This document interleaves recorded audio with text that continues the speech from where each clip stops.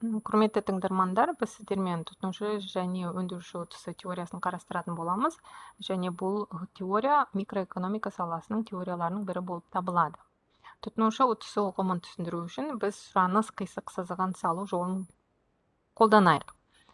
Белгілі бір шоколадқа деген сұраныс қарастырылады деп есептейік, және бұл шоколадқа бірнеше тұтынушы сұраныс білдіреді. Және әр тұтынушының төлем қабілеттілігі әртүрлі деп есептейік. Мысалы үшін, бірінші тұтынушы шоколад үшін 100 теңге төлеуге дайын, екінші тұтынушы 80 теңге төлеуге дайын, үшінші немесе төртінші тұтынушылар бұл шоколадты 70 немесе 50 теңгеге сатып алуға дайын. Бірақ аталған шоколадтың бағасы 70 теңге болған жағдайда, бірінші тұтынушы оны сатып алса, тұтынушының төлем қабілеттілігі 100 теңгеден оның нақты төлеген бағасын шегерген жағдайда, біз оның ұтысын есептей аламыз. Мысалы үшін, Алияның ұтысы 30 теңгеге тең болады. Екінші тұтынушы Серік бұл шоколадқа 80 теңге төлеуге дайын, бірақ ол нақты 70 теңге төлеп сатып алды. 80 теңгеден 70 теңгені шегергенде біз Серіктің ұтысы 10 теңгеге тең екенін анықтай аламыз. Жалпы нарықтағы барлық тұтынушылардың ұтысы 40 теңгеге тең болады, себебі Әлияның ұтысы 30 теңгеге қосамыз Серіктің ұтысы 10 теңгені, сондағы жалпы тұтынушылардың ұтысы 40 теңгеге тең болады. Графикте біз тұтынушы ұтысын келесі зона арқылы белгілейміз. Бұл сұраныс қисық сызығынан төмен, бірақ нарықтағы тауар бағасы деңгейінен жоғары орналасқан зона болып табылады. Мысалы үшін, мына графикте сары түспен, қою сары түспен боялған зона бастапқы тұтынушының ұтыс зонасы болып табылады.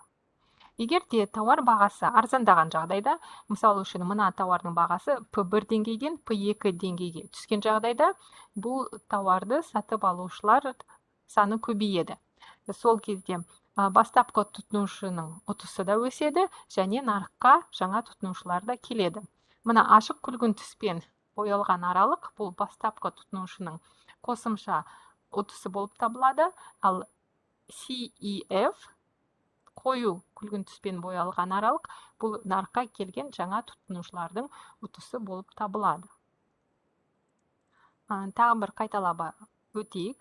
Демек, сұраныс қисық сызығынан төмен орналасқан және тауар бағасы деңгейінен жоғары орналасқан үшбұрыштың мына зонасы тұтынушы ұтысын білдіретін зона болып табылады.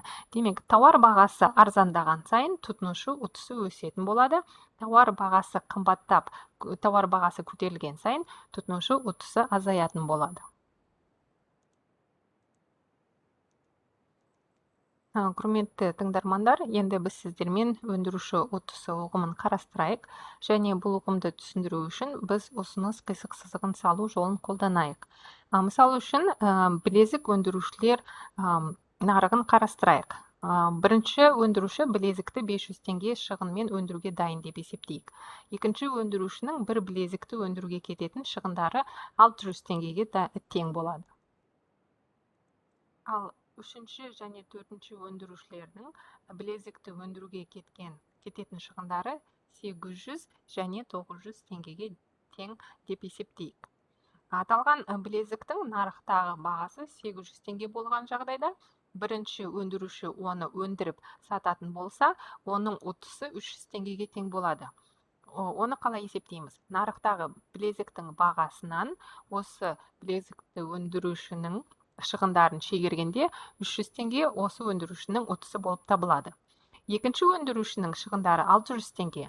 Сонда білезіктің бағасы 800 теңгеден екінші өндірушінің шығындары 600 теңгені шегерсек, біз екінші өндіруші Санияның ұтысы 200 теңгеге тең екенін анықтай аламыз. Жалпы нарықтағы барлық өндірушілердің ұтысы 500 теңгеге тең болады. Бұл дегеніміз Арман атты өндірушінің ұтысы 300 теңгеге қосамыз біз Санияны ұтысы 200 теңгені, сондағы жалпы өндірушілердің ұтысы 500 теңгеге тең болады. Ұсыныс қисық сызығы графигінде біз өндіруші ұтысын қалай белгілейміз?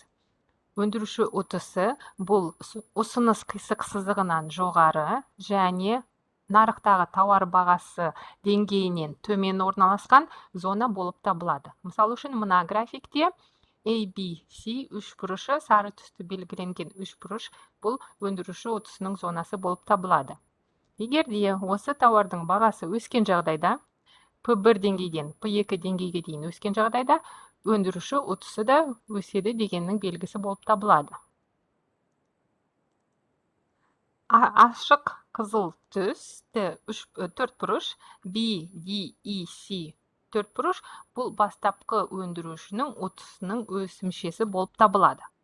Ал EFC сары түсті үшбұрыш осы нарыққа келген жаңа өндірушілердің ұтысы болып табылады.